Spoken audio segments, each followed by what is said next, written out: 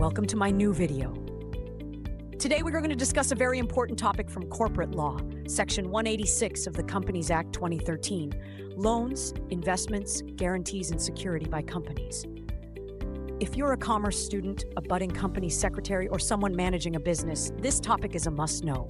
So stay tuned till the end to get the full picture in the simplest possible way.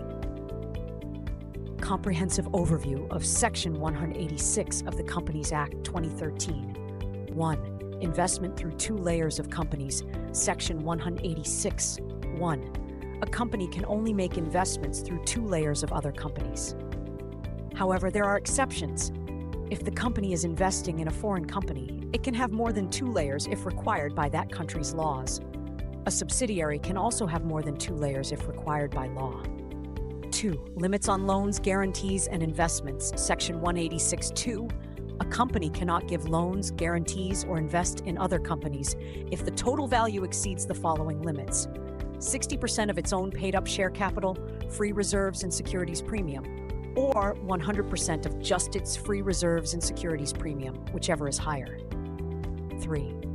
Approval for loans, guarantees, and investments. Section 186(5). Before a company can give a loan, guarantee, or make an investment, it must have approval from all the directors in a board meeting. If the company has any existing loan from a public financial institution, it needs their approval too. 4. Special resolution approval for large loans or investments. Section 186(3). If the company's total loans or investments, along with those proposed, exceed the set limits, the shareholders must approve the decision through a special resolution at a general meeting. For more detailed information, visit the official website of VMK Professionals, v.vmkpros.com, and always review the latest amendments before execution, as laws keep changing frequently. 5. No approval needed for wholly owned subsidiaries or joint ventures. If a company gives loans or guarantees to its wholly owned subsidiary or joint venture, it doesn't need approval from shareholders, even if it exceeds the limits. 6. Disclosure in financial statements. Section 186(4). The company must disclose the full details of any loans, investments, guarantees, or securities in its financial statements, including the purpose of the loan or guarantee. 7. Loans to companies with public financial institutions. Section 186(5). If a company has any loans from public financial institutions, it must get their approval before giving any new loans or guarantees. However, if it's within the limits, no approval is needed. 8. Rate of interest on loans. Section 186(7). The interest rate on loans given by the company must be at least equal to the government's interest rate for a similar term, e.g., 1 year, 3 years, etc. 9. Restrictions in case of defaults. Section 186. If a company fails to repay any loans or deposits, it cannot give any further loans, guarantees, or make investments until it resolves the default. 10. Register of loans, guarantees, and investments. Section 186(9). The company must keep a register of all loans, guarantees, and investments it has made. This register should be updated within 7 days of the transaction and should be available for inspection. 11. Exemptions from Section 186. Certain companies are not required to follow these rules. Banking, insurance, and housing finance companies, investment companies, non-banking financial companies, and BFCs involved in investments.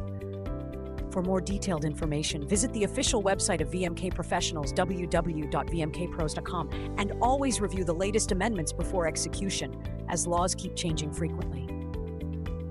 Exemptions for certain companies from Section 186. In case of government company, Section 186 shall not apply to A. A government company engaged in defense production. B. A government company other than a listed company, in case such company obtains approval of the Ministry or Department of the Central Government, which is administratively in charge of the company, or as the case may be, the state government before making any loan or giving any guarantee or providing any security or making any investment under this section. Notification dated 5th June 2015. In case of specified IFSC public company in subsection 5 of Section 186 after the proviso, the following proviso shall be inserted. Provided further that in case of a specified IFSC public company, The board can exercise powers under this subsection by means of resolutions passed at meetings of the board of directors or through resolutions passed by circulation. Notification date 4th January 2017. In case of specified IFSC public company, in subsections 2 and 3 of Section 186 shall not apply if a company passes a resolution either at meeting of the Board of Directors or by circulation. Notification date 4th January 2017. In case of specified IFSC public company, in subsection 1 of Section 186 shall not apply. Notification date 4th January 2017. In case of specified IFSC private company, in subsection 1 of Section 186 shall not apply. Notification date 4th January 2017. In case of specified IFSC private company, in subsections 2 and 3 of Section 186 shall not apply if a company passes a resolution either at meeting of the Board of Directors or by circulation. Notification date 4th January 2017. In case of specified IFSC private company, in subsection 5 of Section 186 after the proviso, the following proviso shall be inserted. Provided further that in case of a specified IFSC public company, the board can exercise powers under this subsection by means of resolutions passed at meetings of the Board of Directors or through resolutions passed by circulation. Notification date 4th January 2017. In case of Section 8 company, in subsection 7 of Section 186, the following shall be inserted, namely, notification dated 13th June 2017. Provided that nothing contained in this subsection shall apply to a company in which 26% or more of the paid-up share capital is held by the central government or one or more state governments or both in respect of loans provided by such company for funding industrial research and development projects in furtherance objects as stated in its Memorandum of Association. 13. Penalties for violating Section 186. Section 186(13). If a company breaks the rules in Section 186, the company could be fined between $25,000 and $5,000. Company officers, those in charge, could be imprisoned for up to 2 years and fined between $25,000 and $1,000. For more detailed information, visit the official website of VMK Professionals, www.vmkpros.com, and always review the latest amendments before execution, as laws keep changing frequently. Explanation. For the purposes of this section, A, the expression investment company means a company whose principal business is the acquisition of shares, debentures, or other securities.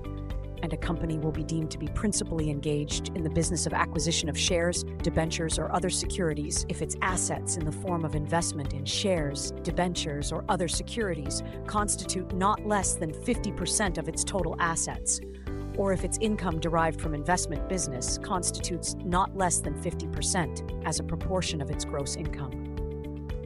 The expression infrastructure facilities means the facilities specified in Schedule 6. In simple terms, Section 186 sets clear rules for how companies can give loans, provide guarantees, and make investments. It requires proper approvals, transparency, and keeping track of all such transactions to protect stakeholders. Violating these rules can result in significant penalties. That's it for today's video on Section 186 of the Companies Act 2013. We hope you learned something new and found the explanation simple and helpful. Don't forget to like the video, subscribe to our channel, and hit the bell icon so you never miss an update on important topics like this. Thanks for watching.